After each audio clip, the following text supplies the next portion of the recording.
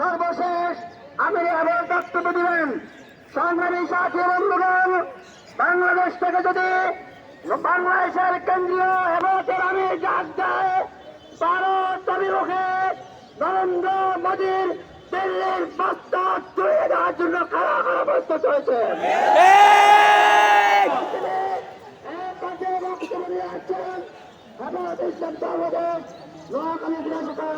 সংগ্রামী আমির এবং হেফাজতের কেন্দ্রীয় নায়েব আমির হযরত মাওলানা নিজামুদ্দিন সাহেব, হযরত মাওলানা নিজামুদ্দিন সাহেব। আসসালামু আলাইকুম ওয়া রাহমাতুল্লাহি ওয়া বারাকাতুহু। নাহমাদুহু ওয়া নুসাল্লি আলা রাসূলিহিল কারীম।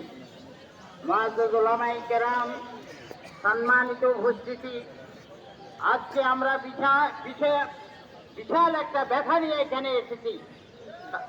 আমাদের প্রিয় নবী সাল্লাল্লাহু আলাইহি সাল্লামের উপর ভারতের কুখ্যাত ধর্মীয় গুরু যে আক্রমণ করেছে হযরতের স্ত্রীদেরকে নিয়ে এবং আল্লাহ তাআলার নবীর ইজ্জত নিয়ে কি করেছে, সিনেমিনি খেলছে এবং বক্তব্য দিচ্ছে।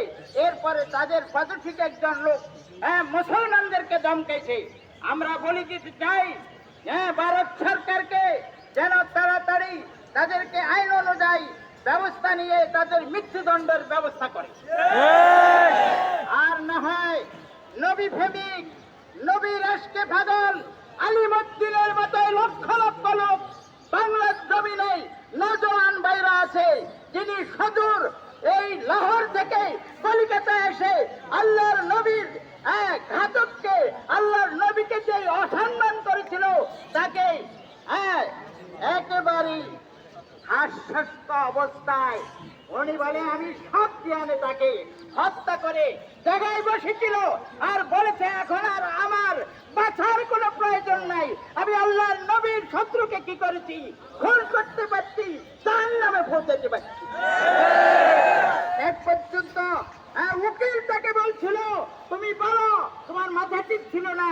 সে বলছে হাকিমের সামনে আমার মাথা সম্পূর্ণ ঠিক ছিল, আমি সব জ্ঞানে আল্লাহর নবীর দুশমনকে হত্যা করেছি, এজন্য ফাঁসি হবে, আমি হাসি মুখে ফাঁসি আদেশ মেনে নিতে রাজি আছি। শেষ পর্যন্ত যেদিন ফাঁসি হবে সেদিন রাত্রে আল্লাহর নবী সাল্লাল্লাহু আলাইহি সাল্লামকে স্বপ্নে দেখেছে, সেই তিনি রোজা রয়েছিলেন আলিমুদ্দিন, বলছে যে তুমি আমার সাথে ইফতার করবা। লক্ষ যুবক আলিমুদ্দিনের মতো